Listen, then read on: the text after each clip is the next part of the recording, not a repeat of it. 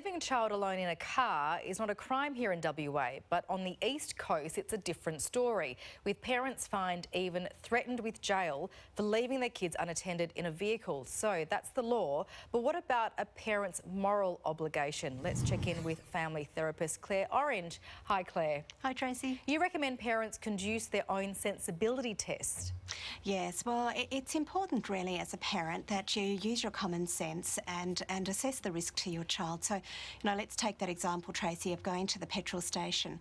If your child is in view, if the car is under shelter, if your child's got air and you're only going to be a little period of time, really it would be all right to go in and pay for your petrol and come back out again, and certainly then removing the child from the car if they're safely seated wouldn't make sense. So, as parents, you can use your better judgment to decide whether, your child is suitably, safely arranged before you leave and put them at risk.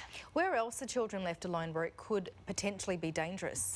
Well, I think there's lots of places that people leave, and home being one of those that we have to think about. Home has a lot of dangers for little unattended children. There's parties, sporting clubs, sporting events, all of those places that children might be left alone or without adult supervision.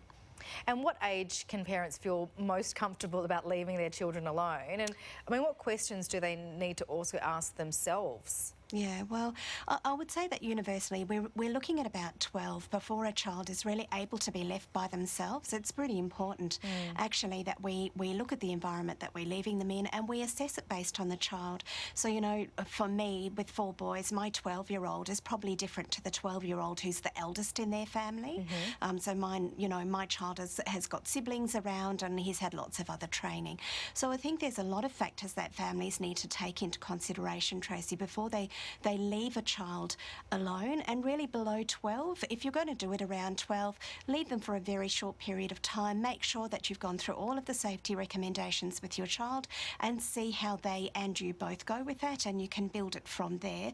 But really below that, it is very risky to leave a child unattended. Yeah, indeed. You said a short period of time. Exactly how long did you say, ballpark? Well, if you're talking about a 12-year-old, you're really looking at no more than 2 hours for a 12-year-old who's had some experience at being left alone, but certainly not on that first occasion. And of course, if you've got people who can support, like if you've got a neighbour who's looking out and you say to them, look, I'm going to pop out for a while, would you just keep an eye on the house? I've left the child alone. Or maybe a grandparent who can ring up. There's lots of ways that we can support that child in that space, but you wouldn't want to leave a child as young as 12 alone for half a day or even a whole day at home. No, many things to consider. All right, Claire Orange, thank you very much. Thanks, Tracy.